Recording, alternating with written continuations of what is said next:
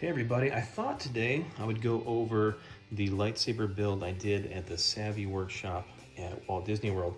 And for those that are here, you're here obviously for a reason.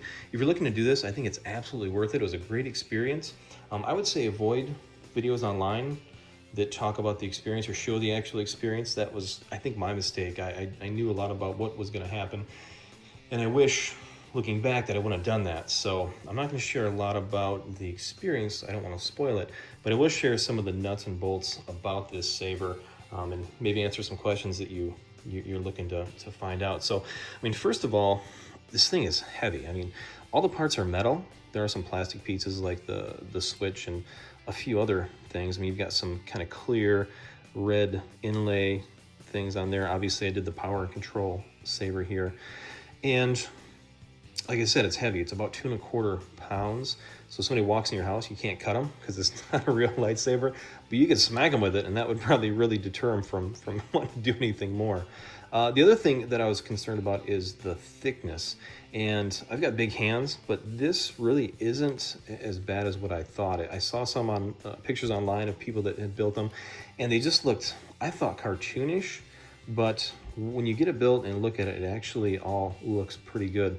And I'll do another video where I compare this to the Disney Parks Ray Saber. And this one, I mean, it's definitely thicker and longer, but it's not as much of a difference as what I expected.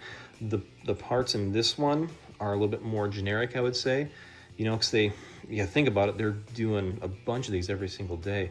And so the parts have to be interesting enough for people to want to do it, but also they need to mass produce these things. So, but even with all that, I think it's still definitely worth the $200 price tag to make one of these. So our next step here, I think, is just to take this apart. I'm going to show you what it takes to put it together, because in the actual experience itself, you choose between two different emitters. You choose one of the two.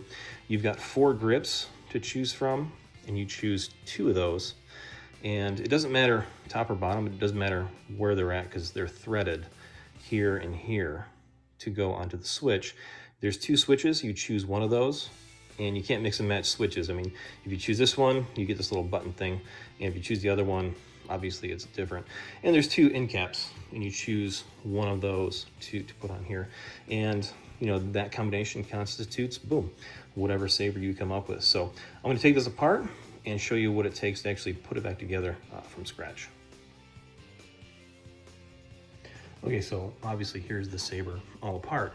The first thing you do is you choose a kyber crystal, right? For all the geeks, we know that is the kind of the heart of the lightsaber. And you choose what color you want. Power and control saber, obviously chose red, makes sense. Inside of these crystals, which you can buy other ones at the park, there are essentially chips, like RFID chips, that communicate with the saber to tell it what color of crystal is in here. Now, there is a hack where you can change the RFID code, which I'm doing a video about that as well, so keep tuned for that. And kind of a nice little hack where you can have any color crystal you want, because it also equates to the color of the blade. But the first thing is, we've got our battery pack here, speaker end, and kind of the business end that connects there. This goes in, it comes pre-assembled when you do this at the park. That goes in, kind of twist there. You can hear it making some noise, and it actually lights up, which you can kind of see there if I block out that light a little bit there. And I'll show more function stuff in a different video. We've got that there. The next thing you do is you're putting on the actual switch, and there are on here, boom, blue and red markings, which correspond to red marking there, and over here, blue marking there. And those correspond to where those go on the saber. And that goes, that's your first step right there. And red there, boom. Those go together there.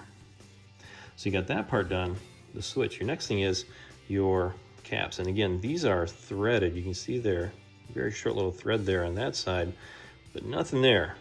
So that threaded side goes on to there. And these go on, when you first do them, I actually had to have somebody help me because they wouldn't actually thread on there very well. So there, nothing end, There's your threaded end there. So that goes on there. Another cool thing, actually, you get that light shining through there, blinking, which is kind of interesting. So, that done so far. Next thing is, we want to do emitter. Doesn't really matter which way you do this. Now it's going to want to move. You don't hold on to that, and tighten that down there.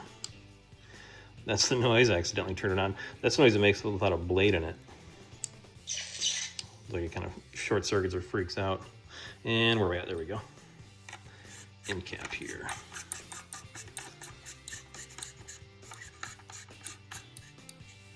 So there we go. That's on there. Everything's pretty tight there. There we go. Saber all put back together there. I got the 2 D-ring option, and I just kind of like that. It's more interesting to me. And things line up pretty well. That's lined up pretty close to that switch. This is lined up pretty close to here. These are lined up pretty close.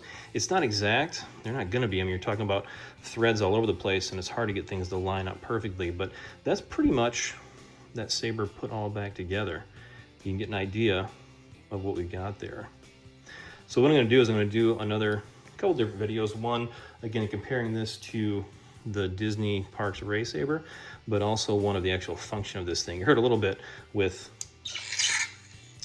the noise it makes when there's no blade in it. But I'll share more about how the sounds are and all that kind of stuff in another video. So thanks for tuning in. Hopefully that answered a couple questions and was at least a little bit helpful.